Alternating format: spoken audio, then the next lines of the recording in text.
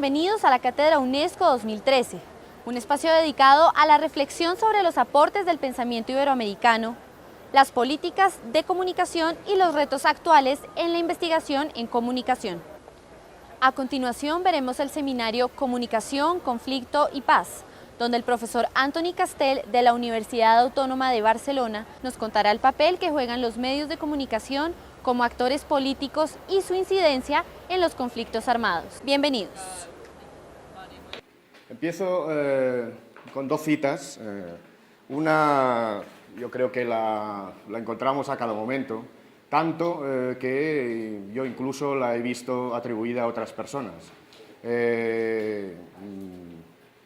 Al parecer, buscando para, de alguna manera, no meter la pata, efectivamente fue pronunciada por Hiram Walker, que fue un senador por California de principios del siglo pasado. La primera víctima de una guerra es la verdad, pero después ha sido utilizada, atribuida a otras personas, incluso atribuida a otros políticos, como un político inglés de principios de siglo pasado, un tal Snowden, que paradójicamente coincide con la piedra en el zapato que tiene actualmente la administración Obama sobre las filtraciones de su espionaje masivo, no solo a los terroristas, a los llamados terroristas, sino incluso a nuestra la presidenta de Europa, que es Angela Merkel. La segunda cita es de un autor también citado, sobre todo por los analistas de conflictos, conflictólogos, toda la teoría de conflictos, considerado el padre, de alguna manera, de la teoría sobre la guerra, que es el general prusiano Clausewitz. Parte de las informaciones de una guerra son contradictorias, gran parte son falsas y la mayoría no son ciertas. Desgraciadamente, las dos afirmaciones son válidas en estos momentos, como sabemos, y es una constatación que no vale la pena ni discutir. Bueno. Vamos a poner encima de la mesa, para comenzar, como premisa de partida, una serie de afirmaciones. La primera es que los medios de comunicación no son de ninguna de las maneras observadores, sino que son partícipes de la actividad política y son, por tanto, actores políticos. Se ha escrito bastante sobre ello. Yo cito a uno de nuestros profesores en la Universidad Autónoma, Héctor Borrán, pero hay más autores, como Curran, de la escuela anglosajona, que inciden en esta participación de los medios, es decir, el medio como actor político en toda contienda. La segunda constatación o afirmación es, que viene naturalmente de la primera, y es una vuelta más, que nos lleva sobre todo a la comunicación de conflictos, que es que en las guerras los medios participan en el ciclo del conflicto, es decir, que no están ajenos, de ninguna de las maneras son observadores encima de lo que acontece, que si no son, por una parte, fuente de información y, como sostiene este crítico de la información de los conflictos, Hackett, que entroncaría dentro de lo que después hablaremos del periodismo de paz, son a la vez combatientes. No combatientes de que tomen las armas, sino que siempre, de alguna forma, toman parte en el conflicto. Por tanto, de alguna manera es este sencillo punto de partida. Podemos decir que los medios de comunicación pueden contribuir a escalar un conflicto, naturalmente, depende del discurso, tal, ya hablaremos. Pueden fomentar, ayudar o contribuir a fomentar comportamientos agresivos en contra de minorías, en contra de, es decir, buscando un chivo expiatorio, tal, o, el caso extremo, sería fomentar el odio con consecuencias funestas para una parte de la sociedad, que es lo que lo han hecho los llamados medios del odio. Pero los medios también pueden contribuir a la resolución del conflicto, y esta es la esencia del llamado periodismo de paz, que como veremos es un nuevo paradigma en la comunicación de los conflictos. Hacemos un inciso breve en los medios del odio, que es un tema apasionante. No confundamos los medios de comunicación del odio con la propaganda. Los medios del odio son los que justifican las matanzas de un grupo determinado, étnico, religioso, político, e inducen, mediante su discurso radical al exterminio de este grupo. Los medios de comunicación del odio tuvieron un protagonismo fundamental en el genocidio de Ruanda, pero le encontramos en el exterminio nazi con la incursión de un medio de comunicación que fue el valedor de las ideas que llevaron al exterminio del pueblo judío. Aquí tenemos este famoso semanario fundado por Julius Streicher, que fue condenado por su participación como inductor del genocidio a la horca por el Tribunal de Nuremberg. Bueno, pasemos al más conocido, que son la actuación de los medios de comunicación del odio en el genocidio de Ruanda. No sé si tenéis de alguna manera referencias, pero en 1994, en Ruanda, un pequeño país de los Grandes Lagos, situado fronterizo con el Congo, con Uganda, con Burundi, habitado por dos etnias que tampoco son etnias. Es muy complejo, lo digo porque yo he hecho me he dedicado años al estudio de la sociedad ruandesa, precisamente del genocidio, la justicia transicional en Ruanda, y es un conflicto muy complejo que emana de la propia categorización social de la sociedad en Hutus y Tutsis. Bueno, en todo caso, para acortar, en 1994 se produce un genocidio de 850.000 personas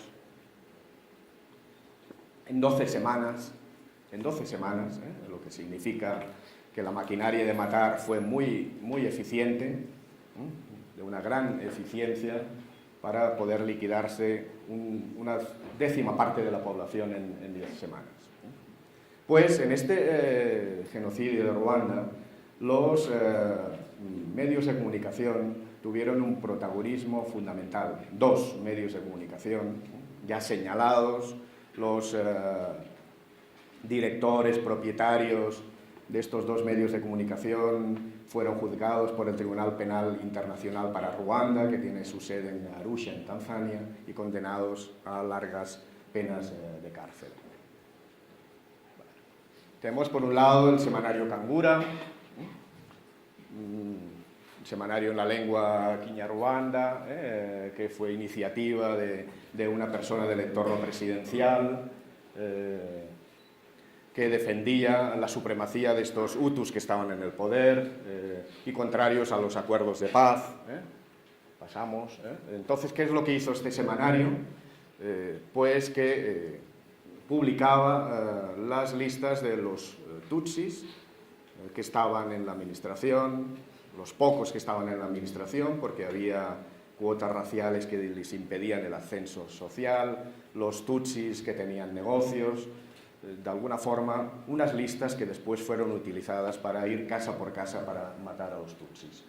Repetía a los lectores que existía una hegemonía tutsi que no era cierta, porque el poder estaba totalmente en manos de los Hutus y además, como he dicho antes, había un impedimento al ascenso social de los Tutsis mediante las cuotas raciales, mitificaba la revolución social de los Hutus del 59, tal, insultaba a los cascos azules de las Naciones Unidas y repetía de forma incansable que aquella guerrilla que actuaba contra el poder eran ni más ni menos que cucarachas que había que aplastar, que intentaban restablecer una monarquía que existió anteriormente. Bueno. En un África, lo digo porque la conozco, he trabajado en África, me he movido mucho en un África en que la alfabetización es escasa, depende de los países, anda 40, 50, 60%, es decir, el semanario tiene una gran influencia sobre todo en las élites ilustradas, las élites Hutus que idearon y ejecutaron este genocidio de los Tutsis, pero lo que de alguna manera ayudó a convertir el genocidio de los Tutsis en una maquinaria, como he dicho, muy productiva, fue la utilización de la televisión, la llamada televisión de las mil colinas, de un lenguaje violento que alentaba al exterminio de estos Tutsis. Resaltar, ahora veremos estos pequeños vídeos que son de 1 minuto, resaltar que la influencia de la radio y televisión de las mil colinas estaba estimada en un estudio universitario que yo lo he visto, en 45.000 personas. Calculaban, hacían una especie de mapeo, y calculaban que unas 5.000 personas murieron a causa de los mensajes de muerte y de odio que difundía la radio y televisión de las mil colinas. Entonces vamos al que nos interesa, que es el periodismo de paz, este paradigma que de alguna forma sustituye al antiguo paradigma del periodismo de guerra. El periodismo de paz hay que incidir en la cuestión de que nace sobre todo desde los estudios de la paz, diríamos una rama de las ciencias políticas, de la filosofía, que a mediados de los años 60, con un gran protagonismo sobre todo de un matemático noruego, filósofo, hace de todo, que se llama Johan Galtung, que es muy crítico con el papel de los medios de comunicación, es muy crítico con la aproximación desde la teoría política hacia los medios. Ahora lo veremos más tarde, lo que él propone para analizar los conflictos, y surge de ahí toda esta reflexión hacia la cobertura informativa de los conflictos internacionales. Bueno, aquí uno de los autores, hay muchos críticos, tendencias y tal, uno de los autores señala el hecho de que Galtung tampoco inventa nada nuevo, sino que ya existía desde la época del periodo de entreguerras, un periodismo de paz, que es al fin y al cabo un periodismo de cariz ético. Por tanto, retomamos y volvemos a este cambio de paradigma del considerado paradigma del periodismo de guerra, que es hegemónico, a esta nueva propuesta de periodismo de paz alternativo, en el que se considera que los medios de comunicación tienen un papel que desempeñar como transformadores de la sociedad, sobre todo no siendo pasivos hacia esa cobertura informativa, hacia ese conflicto, y convirtiendo al medio de comunicación en un actor más del conflicto.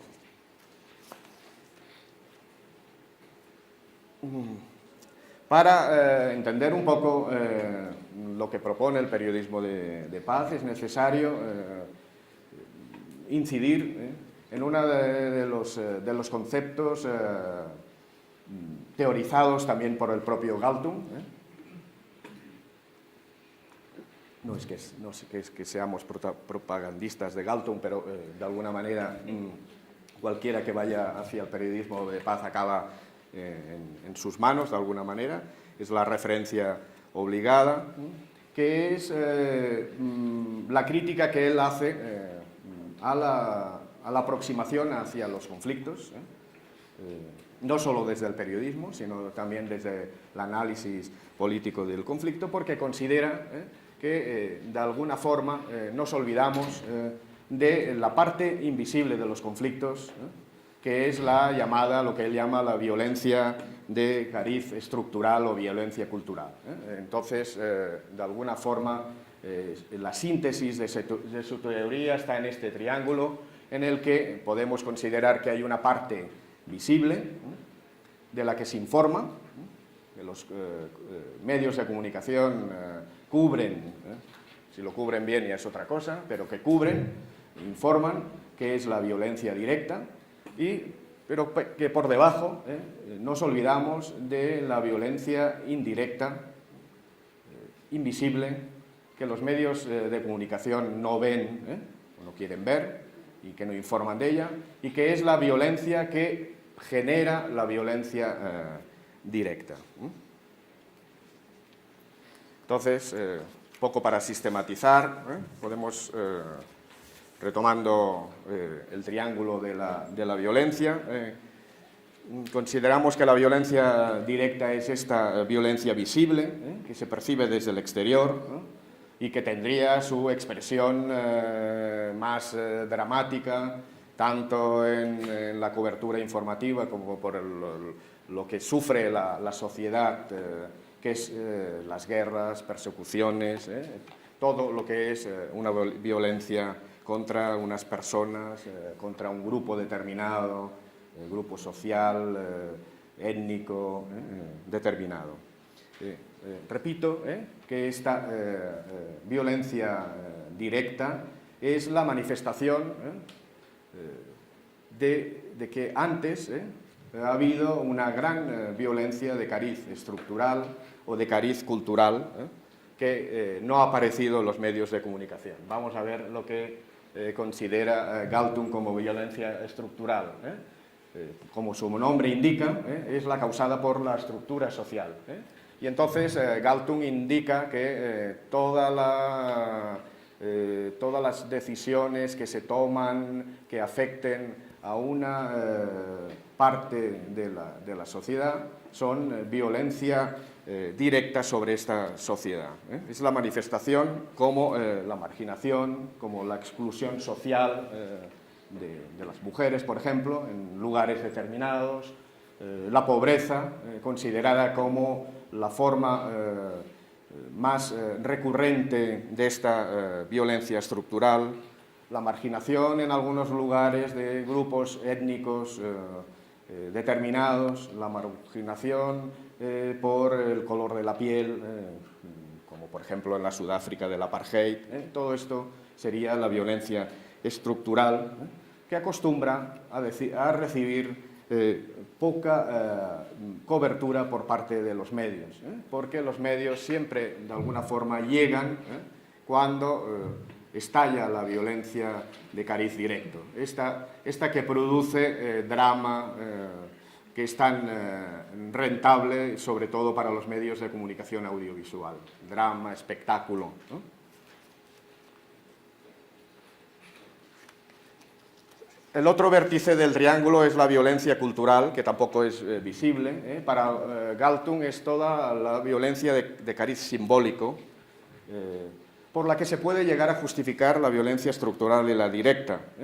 Entonces, Galtung hace todo un discurso en el que considera que incluso en los discursos políticos podemos encontrar violencia de tipo cultural, encontramos violencia de tipo cultural en el mismo lenguaje sexista, que acentúa o que como mínimo permite que persista la discriminación en contra de la mujer, la propia religión justificando de alguna forma guerras, como la Guerra Santa en el Islam, la discriminación, un discurso religioso que justifique la discriminación de la mujer, por ejemplo. Todo esto son violencias culturales emanadas de este discurso, en este caso religioso, pero lo encontramos también en los discursos de tipo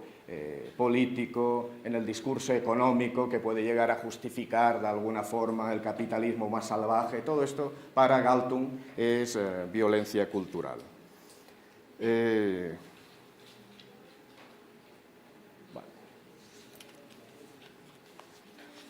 ¿Qué podemos hacer los medios de comunicación ante la violencia? Ante estos episodios de violencia. Sobre todo, reconocerlo.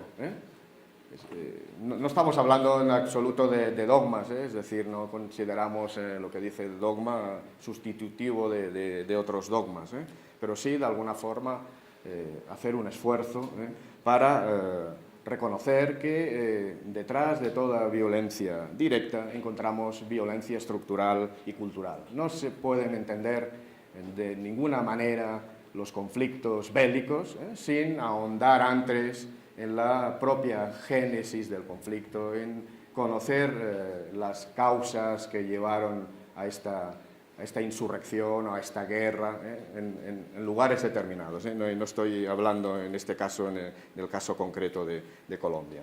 Es decir, informar de esta violencia estructural y cultural, que es un deber de los medios como actores políticos.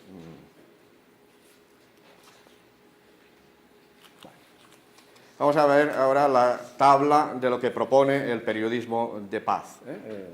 Son 4, de alguna manera, parámetros que los comparamos con el paradigma que hemos dicho hegemónico del periodismo de guerra.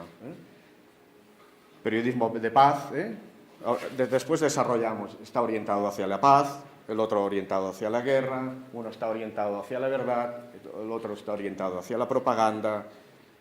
El periodismo de paz está orientado a la sociedad civil, periodismo de guerra orientado a la élite, el periodismo de paz orientado hacia una solución del conflicto, el periodismo de guerra orientado hacia la victoria en el conflicto. Orientado hacia la paz. Entonces, ¿qué son los puntos que destacan de esta propuesta del periodismo de paz comparado con la propuesta no es una propuesta, sino diríamos que es lo que habitualmente se hace, ¿no? En primer lugar, una atención hacia la génesis. ¿Por qué ocurrió el conflicto? ¿Quiénes son los actores que participan en estas cuestiones? Y incidir sobre todo en esta perspectiva del gano-ganas, contraria a la perspectiva del periodismo de guerra, que se basa sobre todo en la perspectiva del ganar. No hay otra solución que el win.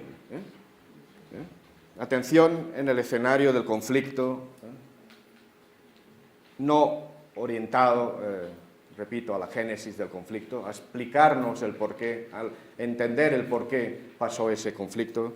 En el caso del periodismo hacia la guerra, atención al propio escenario, lo que ocurre día a día en el conflicto, en las dos partes, en litigio, cuando muchas veces hay muchas más partes, y en la perspectiva del ganar. Por otro lado, lo que propone el periodismo hacia la paz es presentar el conflicto de forma transparente, incidir en las causas y, sobre todo, contextualizar que ayuda a entender el conflicto. En el caso del periodismo hacia la guerra, presentar el conflicto de una forma opaca, oscura, una forma casi secreta, incidir en lo que el Galtung y sus seguidores, sobre todo Jack Lynch y tal, hablan de quién tiró la obsesión del periodismo orientado hacia la guerra, de quién tiró la primera piedra, ¿no? Es que aquel fue el culpable, ¿no?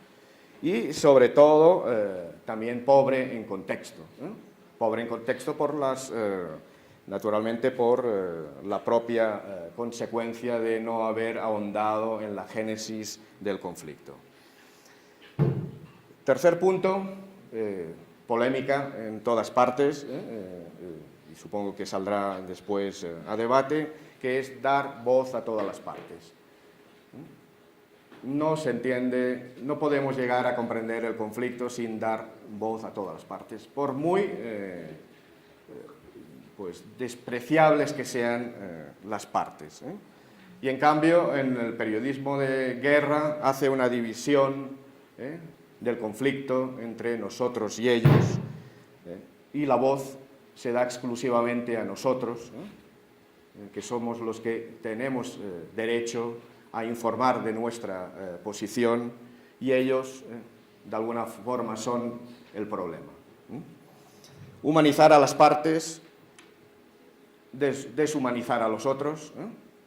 Podríamos hablar, además, desde la crítica, incluso a la comunicación que se ha hecho de un conflicto como fue el conflicto vasco. Y naturalmente no pasarían en los medios de comunicación españoles generalistas esta tabla en ninguno de los puntos, ¿no? Sobre todo en este de humanizar a las partes, deshumanizar a los otros. Proactivo, prevenir el conflicto; reactivo, esperar a la violencia. Punto último, reflejar los efectos invisibles de la violencia. Y en el otro lado, reflejar los efectos visibles de la violencia, es decir, quedarnos exclusivamente con los muertos, los heridos, toda esta violencia que hemos hablado antes, de la violencia directa y la violencia visible. Segundo punto, orientado a la verdad, orientado a la propaganda.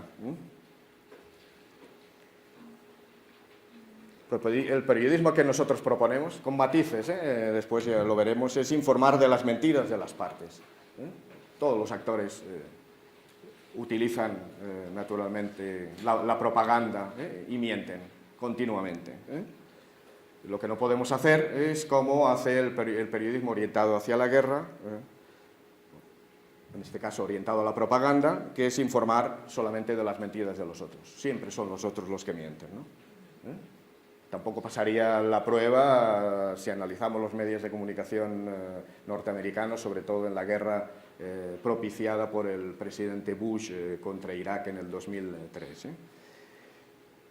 Descubrir aquello que se pretende ocultar, dar apoyo a las mentiras de nosotros. Nuestras mentiras siempre de alguna manera tienen una justificación. Orientado a la sociedad, orientado a la élite. En el caso del periodismo de paz, atención al sufrimiento de todos, dar la voz a mujeres, niños, viejos. En el caso del periodismo orientado hacia una élite, atención al sufrimiento exclusivamente de los nuestros. Identificar a los malhechores, que los hay, todos lo sabemos perfectamente, y están sentados en muchos lugares. Informar de todas las propuestas de paz, informar de las acciones de paz de las élites. Es decir, otra de las críticas que se hace desde esta perspectiva es de que las informaciones solo atienden de alguna manera a las propuestas de paz que surgen de arriba.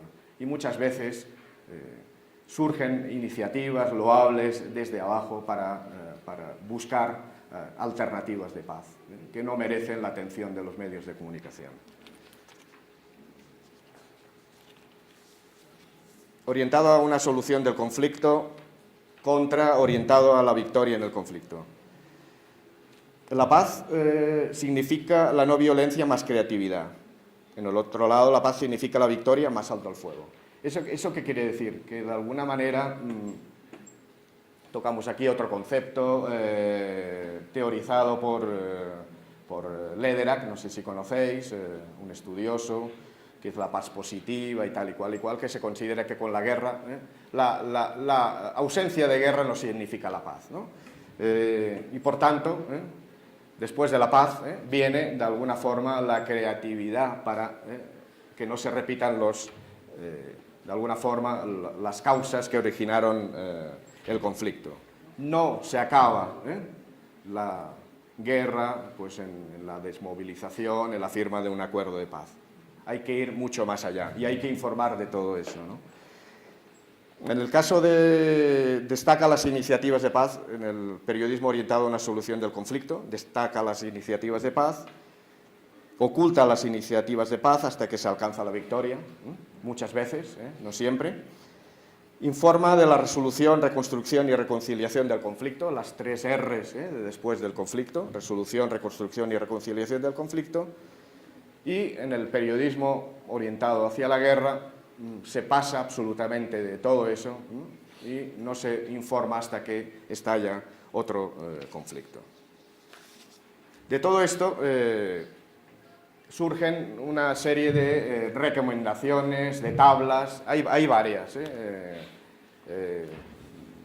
Está un teórico que se llama Terian, que tiene los 10 mandamientos. A mí me parece muy bíblico eso de los 10 mandamientos. Tiene una tabla con 10 mandamientos para los periodistas. Jack Lynch tiene sus 17 recomendaciones, algunas reiteradas. Y yo, a partir de la experiencia de la cobertura informativa de los conflictos, la crítica de los conflictos, el trabajo hecho en estos 12 años en el máster de comunicación de conflictos, me atrevo a elaborar una tabla que, si comparáis con las tablas de los otros autores, veréis que toma bastante de ellas, pero se aporta algunos elementos fundamentales, ¿no? La primera cuestión fundamental, y ya sería una recomendación para el periodista que se quiere dedicar a la comunicación de conflictos, es decirle que los conflictos son siempre complejos. Y por tanto, que los conflictos, sean los conflictos que sean, no se pueden reducir a 2 partes en litigio, ¿no? Es decir, no es A contra B, buenos contra malos, sino que los conflictos todos son muy complejos. Hay que hacer un esfuerzo, un estudio de la sociedad. Yo que me he dedicado, he estado trabajando en universidades africanas, he vivido en África, me ha costado muchas veces, y creo que tengo un bagaje que me permite ver las cosas, diríamos, no con más autoridad, pero sí, como mínimo conozco algo más dentro de mis desconocimientos. Yo digo que esto es de alguna manera el mal que afecta a periodistas occidentales, que son los que conozco. Van a un conflicto africano 3 días y ya tienen de alguna forma un libro escrito que da soluciones a un conflicto que a lo mejor se remonta a 40 o 50 años. La persona que ha estado años viviendo en África, pues quizá ni se atreve a escribir ni una línea, ¿no? Yo de algunos conflictos me atrevo a escribir poco, porque se me escapan, ¿no? Podría hablar del conflicto de Somalia, de otros conflictos. Creo que de alguna forma una dosis de humildad es aconsejable, ¿no? El segundo punto, que también es importante y no se tiene en cuenta, es que es necesario identificar y presentar el problema y el proceso de cada uno de los actores. Es decir, que muchas veces no se tiene en cuenta que en un conflicto participan diferentes actores. Eso está teorizado, es el triángulo conflictual, está teorizado por Lederer. Y él dice que de alguna forma, en este triángulo, los diferentes actores ven el conflicto de una forma diferente. Ahora os pongo la diapositiva con el triángulo. Y ya podríamos ir para debatirla, ¿no? Triángulo conflictual de Lederer, ¿no? Actor, 1, el nombre que queráis, el gobierno, es el actor 1. Ve el problema de una forma y ve el proceso de ese conflicto de una forma que no se corresponde al actor 2, que ve el conflicto Actor 2 ve el problema de una forma diferente y el proceso de este conflicto de una forma diferente. El actor 3 ve el problema de una forma diferente y el proceso de una forma diferente, ¿no? Es decir, lo que ocurre es que muchas informaciones se presenta como un único problema y como un único proceso, que acostumbra a ser el proceso y el problema del actor hegemónico, que acostumbra a ser el gobierno, ¿no? Explicar la génesis del conflicto y recordar la violencia invisible que ha propiciado el conflicto. Retomamos lo que hemos dicho anteriormente. No dejar a ninguna parte sin voz, aunque sea la de un sátrapa, pongo aquí. Es uno de los puntos que recordaba estas tablas comparativas de los dos paradigmas. Incluso, hubo debates, por ejemplo, yo hago una asignatura de periodismo político en el grado allá, aquí se llamaría pregrado, y debatimos a raíz de la entrevista que le hicieron medios norteamericanos al presidente de Siria, Bashar al-Assad, que había corrientes profesionales. Era un debate exclusivamente profesional, porque yo creo que en este caso no se pueden hacer reflexiones sobre caliente, ¿no? Exclusivamente profesional, ¿no? En esta reflexión muchos periodistas consideraban que no se debía haber entrado en el juego de la propaganda de Bashar al-Assad, ¿no? Que de alguna forma se presentó como agredido por una coalición de Al-Qaeda, abandonado por la comunidad internacional, victimizado por la comunidad internacional. Todos sabemos, y así lo certificó la misión de las Naciones Unidas sobre el bombardeo con armas químicas, de que efectivamente el gobierno sirio bombardeó con armas químicas a núcleos de población considerados de la oposición, todos lo sabemos. Pero eso no significa, por muy sátrapa, y me evito otros adjetivos, que sea, fuera y es, no creo que haya variado su comportamiento Bashar al-Assad, dejarlo de lado, porque naturalmente, repito, nos impide comprender un conflicto que es muy complejo, que es mucho más complejo, como lo ha presentado el presidente Hollande cuando quiso encabezar la iniciativa de bombardeo contra Siria. Es decir, era una voz que quizá hacía propaganda, pero que de alguna manera merecía ser escuchada. Intentar superar el peso del bagaje, este es un elemento también importante. Nosotros que venimos de Europa, ese eurocentrismo que cargamos, ¿no? Como el pecado de Adán, ¿no? Ese eurocentrismo, que es así. Intentar, por tanto, superar el peso del bagaje cultural propio con el fin de no tratar de una forma peyorativa a una persona o comunidad por su etnia, creencias o ideología. Es arrogarse, de alguna forma, la autoridad moral para criticar, para descalificar a comunidades determinadas porque no se comporten de una forma diferente, porque quizá no les interese el modelo de sociedad, la democracia liberal, el libre mercado y tal, el llamado consenso de Washington que nos gobierna, ¿no? Bien, incidir en las soluciones y destacar a quienes promueven soluciones del conflicto, a todas, a todas. Uno se queda perplejo, yo no puedo hablar del conflicto colombiano, lo sigo, y creo que sé cosas, pero no, porque hay estudiosos de una gran capacidad, una reflexión tremenda, yo en todo caso soy un amateur a su lado, ¿no? Pero, por ejemplo, yo creo que los medios de comunicación, con alguna excepción colombianos, no inciden precisamente en esa vitalidad de las comunidades, que se han organizado muchas veces para buscar soluciones, no quizá a nivel global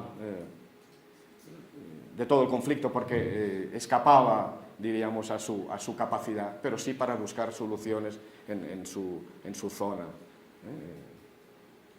y yo creo que hay que destacar todas estas iniciativas que promueven estas comunidades, que no tienen curules parlamentarios o que no son escuchadas, que no tienen audiencia en las televisiones, pero que existen.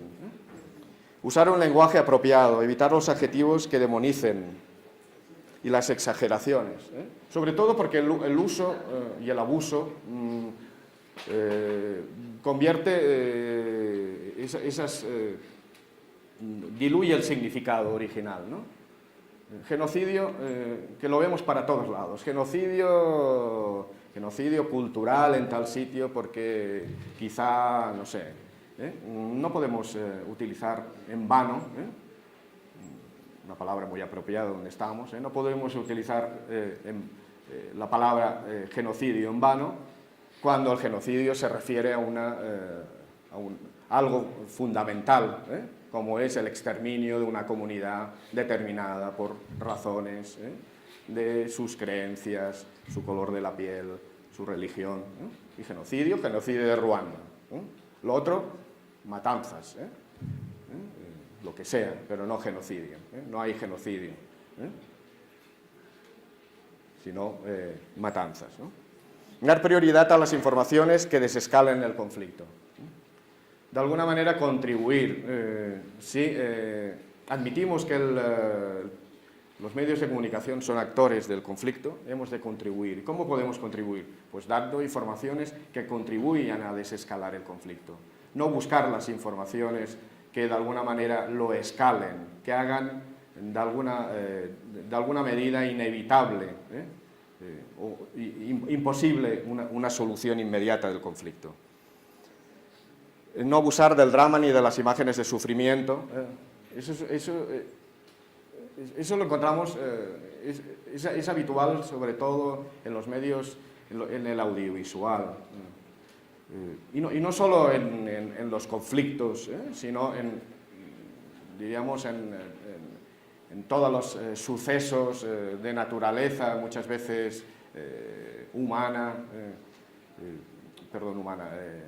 terremotos,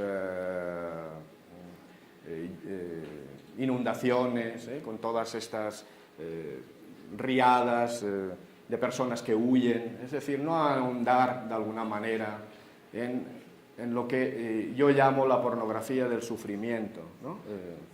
Es decir, convertir en mercancía lo que es el sufrimiento del otro, de aquella persona anónima, obviamente, que se le ha muerto quien sea, que está ante el gran drama de su vida. No incidir en ello, no son imágenes que podamos utilizarlos al libre albedrío, ¿no?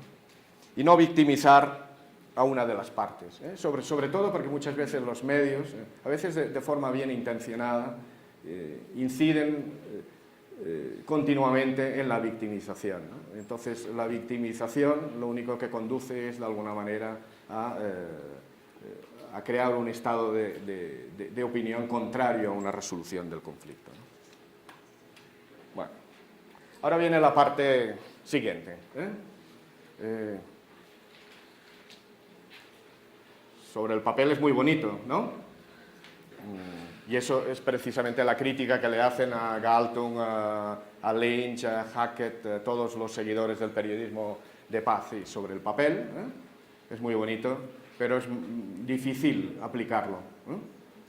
Entonces, hay unos límites que hemos de reconocer.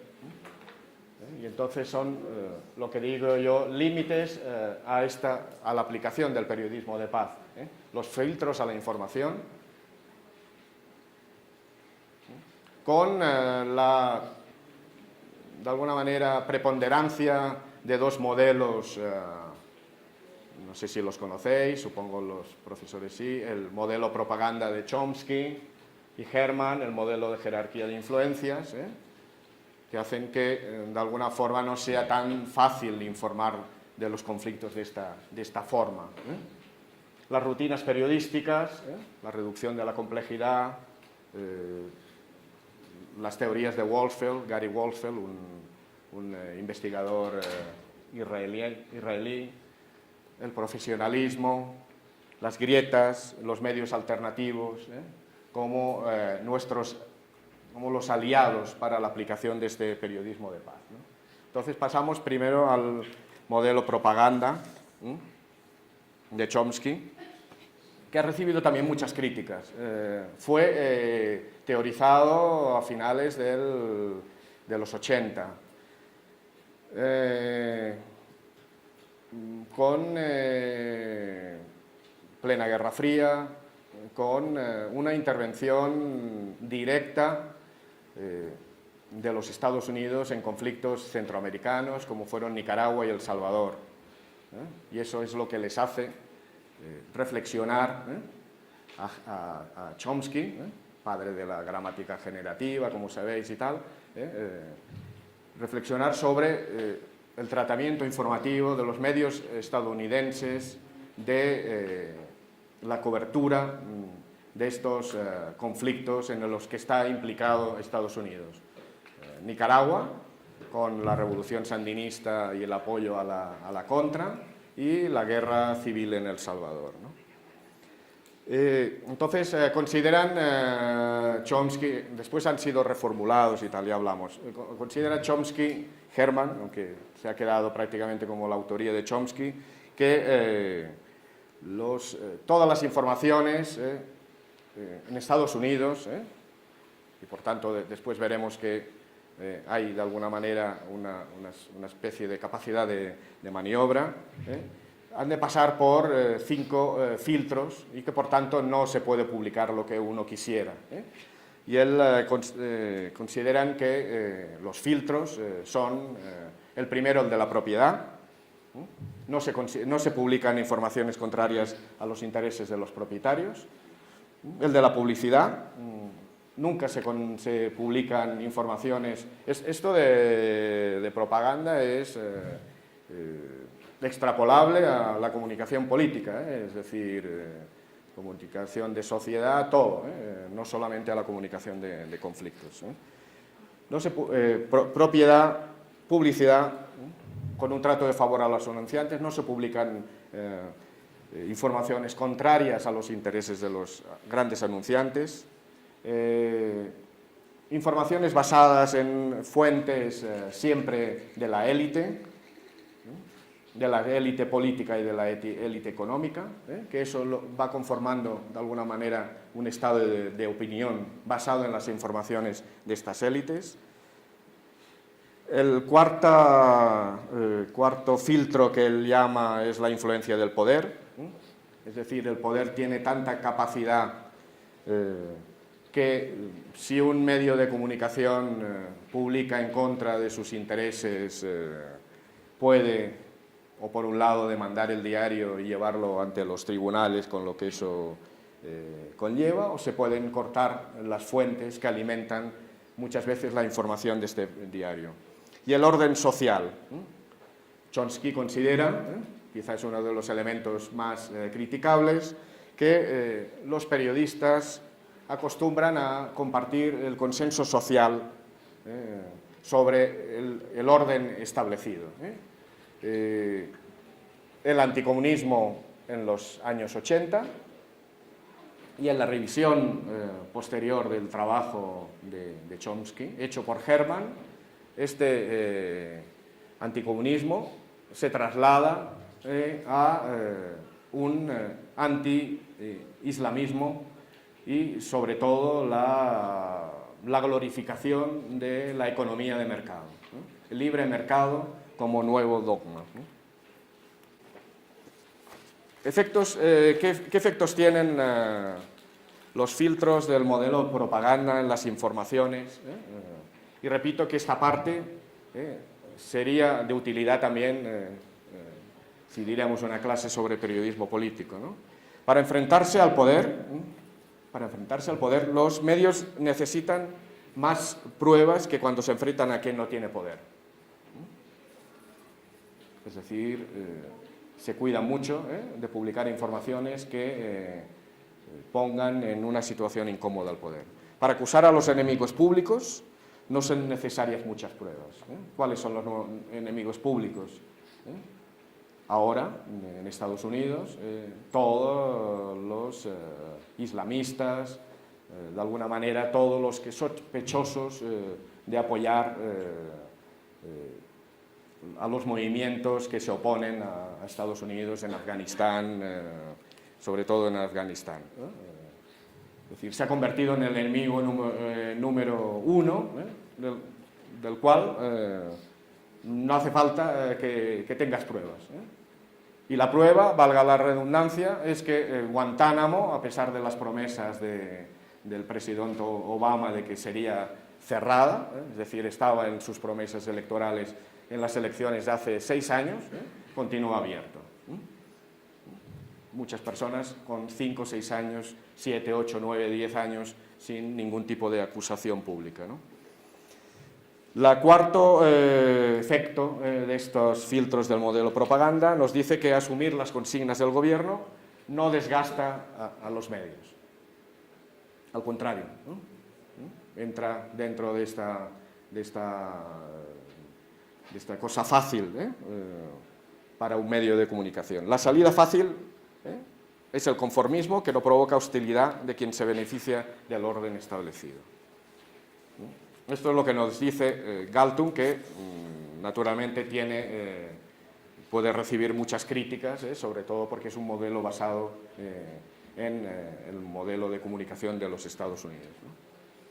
En el segundo filtro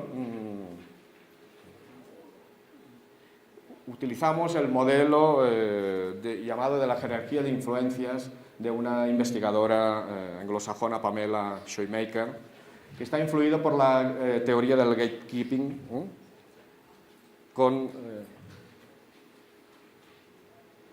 5 niveles, del micro, voy a ir rápido, del micro al macro. Las fuerzas de un nivel influyen a las de otros niveles. Y entonces, aquí tenemos el famoso cuadro de Shoemaker, que nos influencian a la hora de hacer las informaciones y también a la hora de analizar los medios. Repito, está influida por la teoría del gatekeeping. Las fuerzas de un nivel influencian a las del otro. Vamos a ir rápidos. Entonces, considera que en la publicación de toda información se pasan 5 filtros.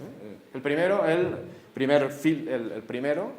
de dentro de todo, el micro, que es el individual.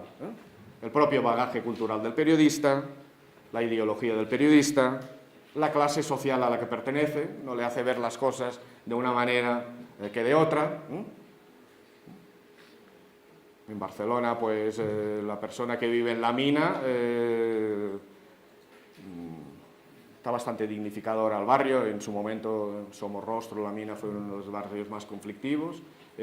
Pues naturalmente no percibe las cosas de la misma forma que lo percibe alguien que salga de Pedralbes, al lado donde la infanta Cristina y su marido Urdangarín tenían su palacete, ahora en manos de la justicia.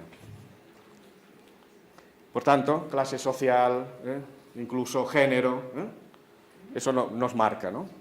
El segundo, las rutinas de los medios, cómo se recoge esta información, cuáles son las fuentes, cómo llega esa información al medio de comunicación. El tercero, la organización del medio, el espacio, la tecnología, las fuerzas, lo que ella llama las fuerzas extramedia, es decir, las presiones de las élites políticas, de las élites anunciantes, de las élites económicas.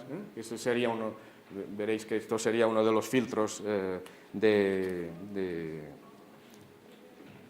joder, se me ha ido el nombre, de Chomsky. Y finalmente, un último filtro, la ideología. Es decir, los intereses del propietario del medio y cómo ha colocado el medio en un espacio, en la competencia entre los medios. Ideología del medio y de los propietarios, ¿no? Pasamos por otro teórico, Wolfsfield, Gary Wolfield, conocido sobre todo por un estudio que hizo del tratamiento informativo de las negociaciones entre palestinos y el gobierno de Israel, el modelo que se llama Political Context. Entonces, lo que propone, de alguna manera, el que sigue mucho este proceso de paz, considera que hay una contradicción, que es muy difícil de alguna manera, porque hay una contradicción entre la lógica de paz y las lógicas de los periodistas, ¿no? o de las necesidades de los medios. Entonces, aventura una serie de problemas, ¿no? Dice, la paz es siempre, y yo creo que esto sería extrapolable aquí, en los momentos en que nos encontramos con el diálogo de La Habana, ¿no? La paz es un proceso complicado, y en cambio los periodistas exigen simplicidad, porque naturalmente, y esto es un punto que viene después, el periodista está obligado a reducir la complejidad, presentarlo de una forma sencilla que se entienda. La paz requiere tiempo, mucho tiempo. De alguna manera, todos los gobiernos que llegan a Colombia tienen, diríamos, como espada de Damocles, los 4 años, ¿no?, que tienen que conseguir unos resultados. Y eso, naturalmente, la otra parte lo sabe, ¿no? Que el tiempo no cuenta, ¿no? Entonces, la paz requiere tiempo, y los periodistas piden resultados. Piden resultados inmediatos. ¿De qué informo hoy? Si estoy ahí en La Habana, pagado por un diario, por un medio de comunicación, aparte de tomar mojitos ¿no?, y perseguir a las muchachas. ¿Qué hago?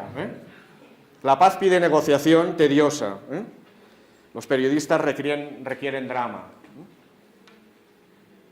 No matizaciones, sino requieren drama, algo, espectáculo, ¿no? La paz pide reducir la tensión, los periodistas se enfocan en el conflicto. La paz requiere secretismo, los periodistas piden información y acción. Y ha habido casos en el que, de alguna manera, ha estado en la cuerda floja, negociaciones precisamente por la difusión de informaciones, ¿no? Vamos a ir rápidos. Otro de los, diríamos, de los límites sería la incapacidad, sobre todo cuando hablamos del contexto, de presentar la génesis del conflicto. Nos encontramos, sobre todo, con la dificultad de reducir esa complejidad. Punto 1 y esencial: todos los conflictos son complejos, pero ¿cómo lo presentamos? ¿Cómo presentamos ese conflicto en 20 segundos de un telediario, de un noticiero? ¿Cómo presentamos ese conflicto en las 20 líneas que nos dan? Conflicto tan complejo como puede ser el del este de la República Democrática del Congo, por decir un conflicto. ¿Cómo lo presentamos? Entonces, la teoría de la reducción de la complejidad nos recuerda de alguna manera, se ha hecho muchas reflexiones. Aquí tenéis un autor francés, Guattini, que retoma Bourdieu, incapacidad de los medios de presentar la información compleja, de reducir su complejidad. Difícil, cuando además de alguna manera te han dado el trabajo de reducción de esa complejidad, no ser capaz de hacerlo, ¿no? Bueno, otra de las eso ya no serían límites, sino serían las críticas al paradigma del periodismo de paz, es los que vienen sobre todo de los que pueden ser llamados profesionalistas, que también hay académicos que defienden, no solamente son los periodistas que defienden de alguna manera el profesionalismo. De alguna manera se sostiene que el periodismo de paz cuestiona un elemento fundamental. Como dice uno de los autores, lo he reproducido aquí por si queréis ir a buscarlo y tal, que se llama Hanich, que incide precisamente que cuestiona uno de los debates de la fundación epistemológica de la comunicación, que es la objetividad. Es decir, cómo conseguimos ser objetivos y a la vez ser activos, cómo conseguimos ser objetivos y a la vez propiciar un periodismo de paz.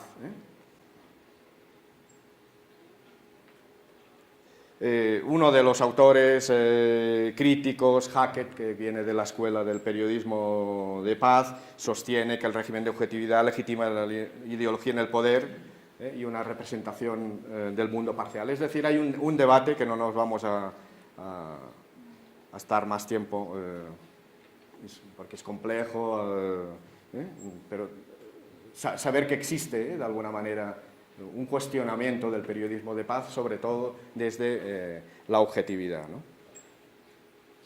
Entonces, otra de las posibilidades que se nos abren de la aplicación, sobre todo para saltarnos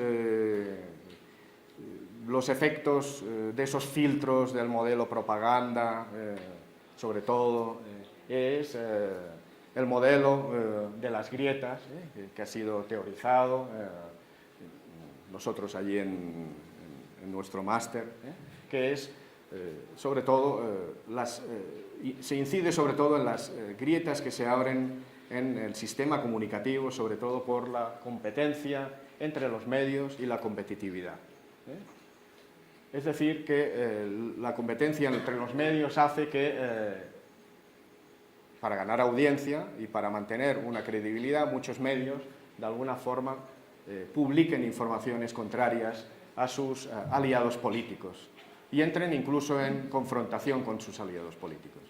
Y aquí os pongo un ejemplo que fue el del diario El Mundo, diario español, que apoyó al presidente José María Aznar, desde antes de su llegada al poder, y que en el momento que el presidente Aznar se alió con Bush en la llamada foto de las Azores con el presidente de Portugal, que ahora es presidente de la Comisión Europea, Durão Barroso, se hicieron la famosa foto de las Azores, el periódico, viendo que el 93% de la población, según las estadísticas oficiales, estaban en contra de que España se implicara en la guerra, pues apoyó a los contrarios a la guerra, ¿no?, en contra de su aliado político. Es decir, es un claro ejemplo de este efecto de la competencia en los medios. No quería, de alguna manera, disociarse de esos lectores mayoritarios que estaban en contra de la aventura del presidente Aznar en Irak. Y la competitividad, para presentarse como plurales y de calidad, se aceptan columnistas que no son de su línea editorial.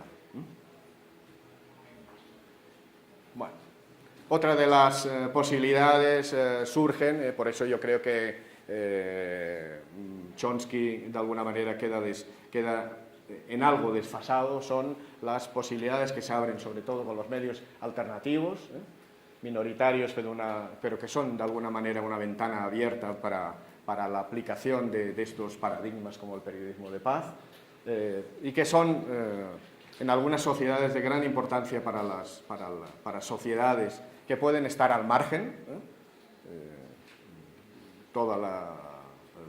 de alguna manera la experiencia de las televisiones comunitarias en América Latina, puesta como un ejemplo de empoderamiento de las comunidades, y me refiero pues a otro teórico que ha hablado de ello como Alfonso Gumucio, y las redes sociales, la ventana que se abre con las redes sociales con sobre todo una información que fluye en lugar de horizontal, de una forma vertical, de una forma horizontal, sin intermediarios, y que pueden llegar a ser catalizadores del descontento y un instrumento básico no solamente para el periodismo de paz, sino para un periodismo ético más comprometido, todo lo que podríamos englobarse en el llamado periodismo ciudadano. Muchas gracias.